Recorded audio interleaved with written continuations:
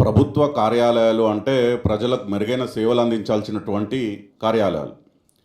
కానీ దురదృష్టం ఏంటిదంటే ఈరోజు ఈ ప్రభుత్వ కార్యాలయాలు కాంగ్రెస్ పార్టీ కార్యాలయాలుగా మార్చిండ్రు రేవంత్ రెడ్డి గారు. మేము ఉట్టిగానే చేస్తలేం ఈ ఆరోపణ. నిర్దిష్టమైనటువంటి ఆధారాలతోని స్వయంగా నేనే ఆగస్టు 29, 2025 అంటే దాదాపు 5 నెలలు అవుతుంది. 5 నెలల కింద CCSకి వెళ్ళి కంప్లైంట్ చేయడం జరిగింది.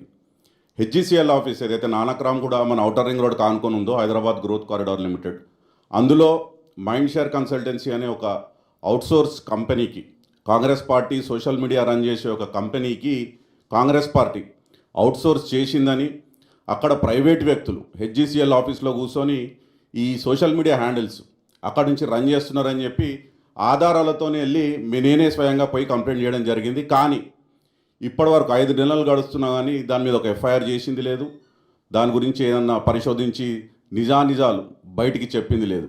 అంటే అనుమూల రాజ్యాంగంలో ఎట్లుందంటే అదే బీఆర్ఎస్ ప్రభుత్వం, బీఆర్ఎస్ నాయకుల మీద గత ప్రభుత్వంలో ఏం చేసినా చేయకపోయినా సీట్లు పెట్టడం, వేధించడం, దుష్ప్రచారం చేయడం.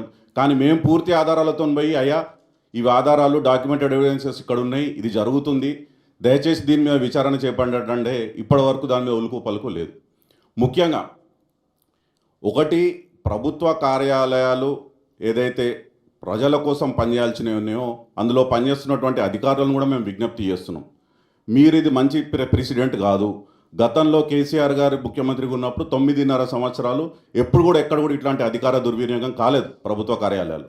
కానీ గత 2 సంవత్సరాల నుంచి పెద్ద ఎత్తున ముఖ్యంగా సోషల్ మీడియాకు సంబంధించి ఇట్లాంటి ప్రైవేటు వ్యక్తులను ప్రభుత్వ ఆఫీసులలో కూర్చోబెట్టి ఒక మలీషియస్ విలిఫైడ్ కోఆర్డినేటెడ్ క్యాంపెయిన్, డైరెక్ట్ ప్రభుత్వ పెద్దలే వాళ్ళ సూచనల మేరకే, వాళ్ళ ఇన్స్ట్రక్షన్స్ మేరకే ఇట్లాంటి ఒక ప్యాటర్న్డ్ ఆర్గనైజ్డ్ క్రైమ్ లాగా రకరకాల ఆఫీసుల నుంచి ఈ ఫేక్ హ్యాండిల్స్, ఈ బాట్స్ మా సోదరులు చూపించినట్టు 100ల కొద్ది అకౌంట్లను, 100ల కొద్ది ఎంప్లాయీస్ని పేరోల్ మీద పెట్టుకొని నడిపించడం అనేది ఇది మంచి ప్రెసిడెంట్ కాదు.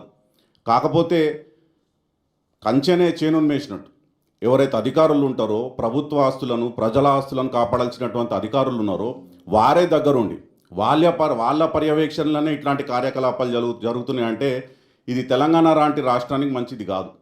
మేము ముఖ్యంగా ఒకటే కోరుతున్నాం, DGP శ్రీధర్ రెడ్డి గారిని కానివ్వండి, హైదరాబాద్ పోలీస్ కమిషనర్ సజ్జనార్ గారిని కానివ్వండి, పూర్తి ఆధారాలతోని, డాక్యుమెంటెడ్ ఎవిడెన్సెస్తోని మేము కంప్లైంట్లు గతంలో చేసినాము, రాబోయే రోజుల్లో కూడా చేస్తాము.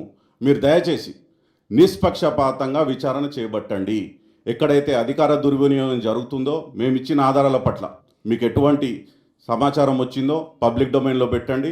చట్టపరంగా మీరు తీసుకోవాల్సినటువంటి చర్యలు తీసుకోండి.